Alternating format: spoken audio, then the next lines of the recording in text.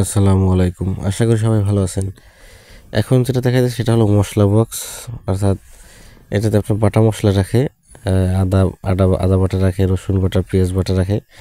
তো সেই মশলা বক্সগুলো 100 টাকায় আমরা বিক্রি করি। এগুলো এই দেখেন কয়েকটা ক্যাটাগরি, সেই ক্যাটাগরিগুলো আপনাদের দেখাচ্ছি। এটা হলো একটা ক্যাটাগরি, এই যে ভিতরে 4টা খোপ আছে, ভিতরে 4টা চামচ আছে।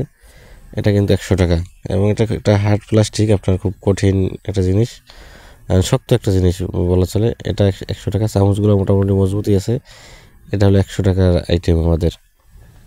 এবং আরও আছে, সেগুলো আমি আপনাদেরকে দেখাচ্ছি। এই যে এটা আর একটা মশলা বক্স, এখানে একটা আছে 5 পিস, মানে 5 সেট, একটা আছে 4 সেটের।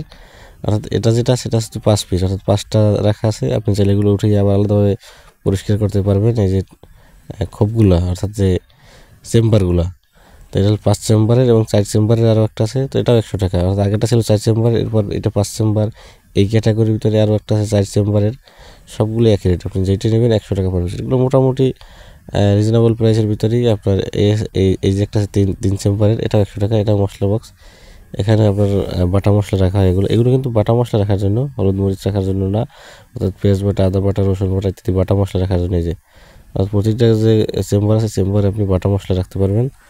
এগুলো 100 টাকা পার পিস। গায়ের রেট অনেক সময় বেশি দেওয়া থাকে, কম দেওয়া থাকে, সেটা ম্যাটার না, বাট 100 টাকা পার পিস। যেইটাই নেন, যে কয় পিসই নেন, আমাদের কাছ থেকে 100 টাকা পার পিস হিসেবে আমরা এই মালগুলো বিক্রি করে থাকি।